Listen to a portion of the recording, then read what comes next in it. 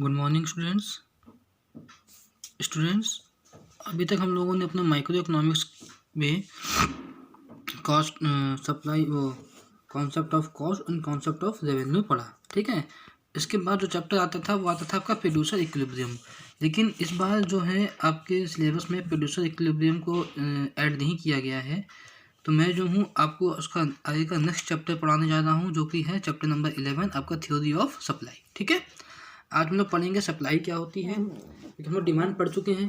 ठीक है, डिमांड के बाद अब आता है चैप्टर आपका सप्लाई। सप्लाई का मतलब क्या होता है, क्या शेड्यूल होता है इसका, सप्लाई का कर्व कैसा होता है, लॉ ऑफ सप्लाई क्या होती है। ठीक है, इन सब के बारे में हम लोग अभी आज पढ़ेंगे। ठीक है, तो आज शुरू करते हैं कि कॉन्सेप्ट ऑफ सप्लाई क्या होता है।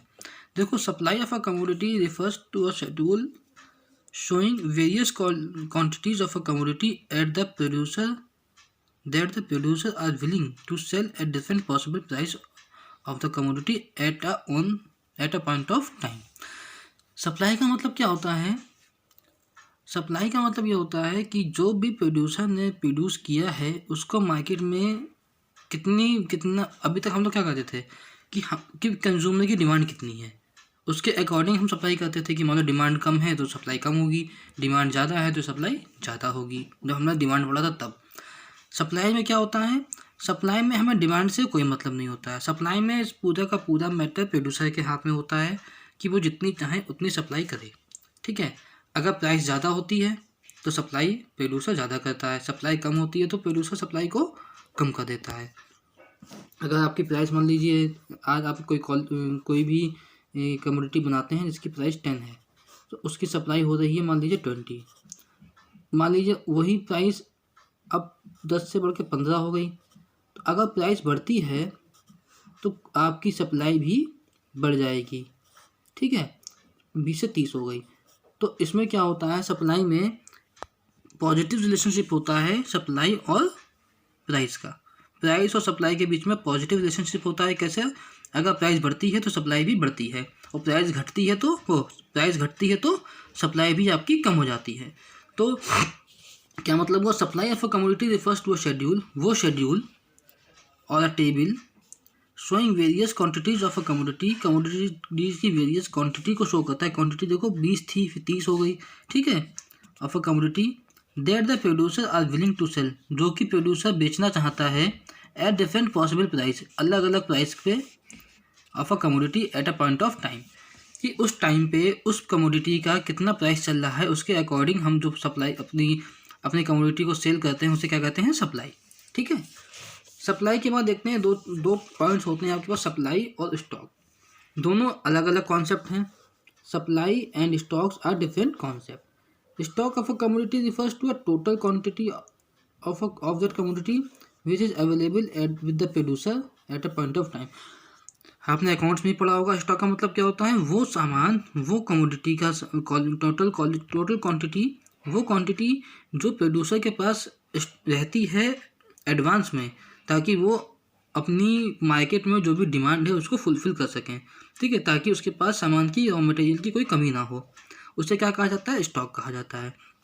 This stock is meant both for the present as well as future sale, दोनों के लिए अवेलेबल होता है। Whereas supply refers to that part of the stock which the producer is presently ready to sell। अच्छा, मान लीजिए हमारे पास 100 का स्टॉक पड़ा हुआ, हमारे पास 100 स्टॉक पड़ा हुआ, मतलब अब हमारी एक कंपनी है कोलगेट बनाने की, कोलगेट की कंपनी है जिसके हमारे पास 100 कोलगेट का स्टॉक रखा हुआ है। ये हमारा क्या हो गया, स्टॉक है। इसमें से हम 50 को सेल कर देते हैं, सेल्स के लिए ले आते हैं। इसे क्या कहा जाता है, सप्लाई। तो 100 में से 50 को हमने हटा दिया जो कि हमारे सप्लाई के अंडर आ जाता है। तो supply refers to that part of the stock, supply को स्टॉक का वो पार्ट कहा जाता है which the producer is presently ready to sell at a given price. ठीक है, इसे कहते हैं हम लोग सप्लाई। तो स्टॉक और सप्लाई में डिफरेंस समझ गए होंगे आप। अब हम लोग बात करते हैं, यहाँ पर देख भी लो, supply refers to different quantities to a commodity which a producer is ready to sell at a different possible price of a commodity. Stock refers to the total quantity of a commodity available with the producer for the present और future sale. ठीक है, supply is a flow concept, it is measured per unit of time period. Stock is not a flow concept, it is measured at a time point of time.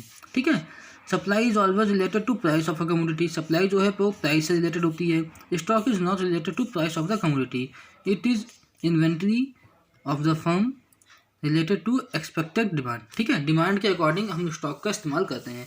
अगर demand ज़्यादा होने लगती है तो हम अपना स्टॉक निकाल के उसे बेचने के लिए मार्केट में ले आते हैं। अगर डिमांड कम होती है तो स्टॉक हमारा रखा रहता है जब तक उसकी डिमांड बढ़ नहीं जाती तब तक। ठीक है, अब बात करते हैं supply and quantity demand, quantity supplied. देखो दो अलग अलग कॉन्सेप्ट होते हैं। There is a difference between term supply and quantity supplied. Supply क्या होता है आप पढ़ चुके हैं। Supply refers to the schedule showing the various quantities of a commodity which a producer और a firm is ready to sell at different possible price of that commodity. ठीक है, वो कमोडिटी, वो शेड्यूल, वो आपका टेबल जो ये show करती है कि कितनी क्वांटिटी हमें सेल करनी है eight different possible price of that commodity. ठीक है, उसे क्या कहा जाता है, सप्लाई। क्वांटिटी सप्लाइड का मतलब, quantity supplied refers to a specific quantity. हमें एक स्पेसिफिक क्वांटिटी का पता होता है कि हमें इतनी क्वांटिटी हमें मार्केट में सेल कर, which a producer is ready to sell at a specific price of that commodity. अब हमें सप्लाई तो पता है कितनी करनी है, लेकिन अब सप्लाई कितनी करनी है वो क्या होता है, क्वांटिटी सप्लाइड। कितनी क्वांटिटी क्यों हमें सप्लाई करना है मार्केट में, उसका स्पेसिफिक प्राइस भी हमें निर्धारित पहले से होता है कि हमें इतने प्राइस पे हमें इस क्वांटिटी को सप्लाई करना है मार्केट में। तो दो तरीके के कॉन्सेप्ट हो गए, सप्लाई एंड क्वांटिटी सप्लाइड। ठीक है, अब बात करते हैं सप्लाई शेड्यूल। सप्लाई शेड्यूल दो टाइप्स का होता है, हम लोग पहले पढ़ चुके हैं, डिमांड में पढ़ा था, इंडिविजुअल सप्लाई शेड्यूल और मार्केट सप्लाई शेड्यूल। ठीक है, इंडिविजुअल सप्लाई शेड्यूल क्या होता है, individual supply schedule refers to the supply schedule of an individual producer in a market. ठीक है, कि मार्केट में एक ही प्रोड्यूसर है, उसके लिए कैसा शेड्यूल होगा उसके बारे में बात करते हैं। मान लीजिए price x, price of good x है और क्वांटिटी ऑफ गुड एक्स है। जब प्राइस आपका 5 था, क्वांटिटी कितनी आप मार्केट में सेल करते थे, 0। आपकी प्राइस बढ़ी, प्राइस कितनी बढ़ी, 5 से 10 हो गई, आपकी क्वांटिटी 0 से आपने 10 कर दी। कैसे, जब प्राइस बढ़ती है तो हमने अभी बताया था इसमें क्या होता है, पॉजिटिव रिलेशनशिप होता है। ठीक है, प्राइस के बढ़ने से आपकी क्वांटिटी भी बढ़ती है। फिर प्राइस बढ़ी 15, आपकी क्वांटिटी हो गई 20, प्राइस बढ़ी 20, आपकी क्वांटिटी हो गई 30। इसमें क्या हो रहा है, पॉजिटिव रिलेशनशिप हो रहा है। कैसे, प्राइस के बढ़ने से आपकी क्वांटिटी भी मार्केट में सप्लाई की क्वांटिटी भी बढ़ रही है। ठीक है, तो table shows that producer is willing to sell more at higher price. ज़्यादा प्राइस पे ज़्यादा सेल कर, हम इस समय प्रोड्यूसर की बात कर रहे हैं। जब अगर हम कंज्यूमर की बात करते तो प्राइस के बढ़ने से हमारी सब डिमांड क्या होती, कम हो जाती। लेकिन यहाँ पे उल्टा होता है। कैसे, अगर प्रोड्यूसर की नज़र से देखा जाए तो अगर आपकी प्राइस बढ़ती है, प्राइस के बढ़ने से आपकी सप्लाई भी बढ़ती है, क्योंकि प्रोड्यूसर चाहता है ज़्यादा से ज़्यादा प्राइस पे ज़्यादा से ज़्यादा क्वांटिटी को बेचना। जितनी ज़्यादा प्राइस होगी उतना ज़्यादा उसको प्रॉफिट मिलेगा, इसलिए वो क्या कोशिश करता है ज़्यादा से ज़्यादा प्राइस पे ज़्यादा से ज़्यादा क्वांटिटी को सेल करे। ठीक है, ये है हमारा इंडिविजुअल। मार्केट सप्लाई शेड्यूल में क्या होता है, मार्केट सप्लाई शेड्यूल में हमारे पास प्राइस दी होती है और दो फर्म होती हैं, फर्म ए एंड फर्म, मतलब कितनी भी फर्म्स हो सकती हैं। हमें इसमें दो के लिए मैंने इसलिए इसमें दिया हुआ है क्योंकि एक तो स्पेस की बात होती है, दूसरी चीज़ आपको समझाने के लिए। इसमें firm 3, firm 4, firm 5, firm 10, firm 100, कितनी भी फर्म्स हो सकती हैं। ठीक है, तो मार्केट इसमें तो क्या था, इसमें क्या था, इंडिविजुअल। इसमें सिर्फ एक ही के बारे में बात हो रही थी, इंडिविजुअल के बारे में बात हो रही थी। इसमें क्या है, दो फर्म्स हैं, क्वांटिटी ऑफ एक्स और quantity of X. Firm B की क्वांटिटी और फर्म एक्स की क्वांटिटी को दोनों को जोड़ के जो आएगी वह भी क्या कहलाती है, मार्केट सप्लाई। कैसे, जब आपका प्राइस 5 था तो क्वांटिटी इसमें भी 0 थी, फर्म ए की भी 0 थी और फर्म बी की भी 0 थी, तो मार्केट सप्लाई कितनी आएगी, 0।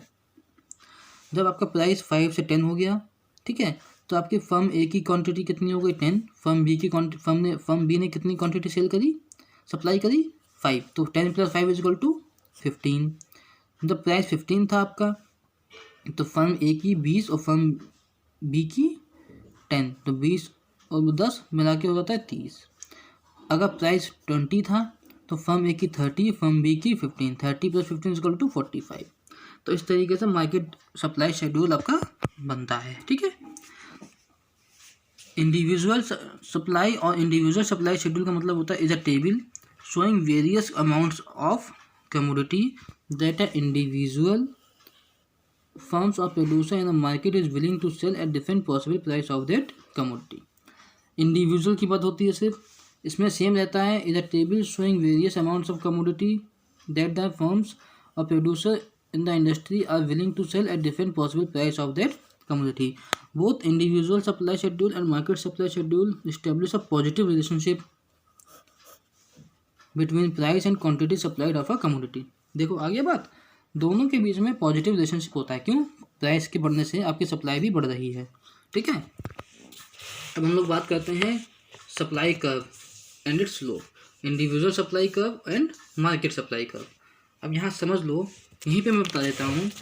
जैसे ये आपको दिया हुआ है, आपको ये कर्व आपको बनाना है। ठीक है, यहाँ पे आपका मान लीजिए प्राइस आ गया, यहाँ पे आपकी क्वांटिटी आ गई। प्राइस कितना है आपका 5, 10, 15 एंड 20। आपका क्वांटिटी कितनी है 0, 10, 20, 30। 0, 10, 20, 30। जब आपका प्राइस 5 था तो क्वांटिटी कितनी थी 0 थी। ठीक है, जब प्राइस 10 हुआ तो क्वांटिटी कितनी हो गई 10 हो गई। फिर प्राइस 15 था तो 20 हो गई, फिर 30 हो गई। आपका शेड्यूल कैसे बनता है? Slope upwards. ठीक है, पॉजिटिव रिलेशनशिप होता है, इसलिए ये स्लोप आपका ऊपर के लिए बढ़ता है। इस तरीके से ऊपर के लिए बढ़ता है। देखो ऐसे ही आपके में बना होगा, यहाँ पे भी सेम। यहाँ पे मैंने उल्टा ले लिया मान लो, तो यहाँ पे आपका क्वांटिटी जाएगा, यहाँ पे आपका प्राइस आ गया।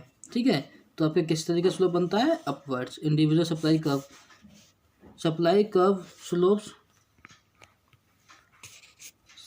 slopes upwards। It shows that more of a commodity is supplied at a higher price। It is drawn as a straight line for the sake of simplicity। ठीक है, इस तरीके से आपका इंडिविजुअल सप्लाई कर्व बनता है। और मार्केट सप्लाई कर्व कैसे बनता है? मार्केट सप्लाई कर्व आपको अलग अलग भी बना सकते हो, एक में भी बना सकते हो। कैसे? पहले फर्म ए का, फिर फर्म बी का, और दोनों के जोड़ को जो बना दोगे वो आपका जाएगा मार्केट सप्लाई कर्व। सेम तरीके से बनेगा, क्वांटिटी आ जाएगी, प्राइस आ जाएगी, और सप्लाई कर्व आपका इसमें थोड़ा सा स्ट्रेट बनता था, इसमें थोड़ा सा आपका market supply curve is horizontal summation of individual supply curve। It shows various qualities of a commodity that all the firm in the market is ready to sell at a different possible price of that commodity। ठीक है, तो market demand, market supply curve हो या individual supply curve हो, दोनों जो हैं वो अपवर्ड्स बनते हैं, और मार्केट सप्लाई कर्व थोड़ा सा हॉरिजॉन्टल हो जाता है in comparison to individual supply curve. ठीक है, तो ये थे आपके सप्लाई कर्व के बारे में बात। स्लोप देख लो, slope of a supply curve कैसा होता है? Slope supply curve normally slopes upwards. ठीक है, हमेशा नॉर्मली अपवर्ड्स के लिए शो होता है, indicating a positive relationship between price of a commodity and it's quantity supplied. दोनों के बीच में पॉजिटिव रिलेशनशिप शो करता है, किसके बीच में? प्राइस के बीच में और क्वांटिटी सप्लाइड के बीच में। ठीक है, तो आपका स्लोप अब देख ही चुके हो, अपवर्ड्स बनता है और पॉजिटिव रिलेशनशिप होता है दोनों के बीच में। ठीक है, slope of supply curve is estimated as change in price upon change in quantity. It is equal to A B upon B C, मतलब A B upon B C. ठीक है, तो इस तरीके से आपका बनता है। Slope of a straight line supply curve is constant और that there is a linear relationship between price and quantity supplied. ठीक है, तो ये हम लोग का क्या था आज का topic? Supply and quantity supply. ठीक है, और market supply curve, individual supply curve के बारे में पढ़ा हम लोगों ने आज, और स्लोप ऑफ सप्लाई कर्व के बारे में पढ़ा। ठीक है, कल हम लोग क्या पढ़ेंगे? हम लोग का आज इतना टॉपिक रखते हैं, ज़्यादा लंबी वीडियो नहीं बनाएंगे। ठीक है, अब कल के लिए क्या बचा है हम लोग का? सप्लाई फंक्शन या डिटर्मिनेंट्स ऑफ सप्लाई। फिर आपकी लॉ ऑफ सप्लाई क्या कहता है, इसके बारे में हम लोग कल पढ़ेंगे। ठीक है, तो आज के लिए इतना टॉपिक देखते हैं, बाकी का टॉपिक हम लोग कल कवर करेंगे।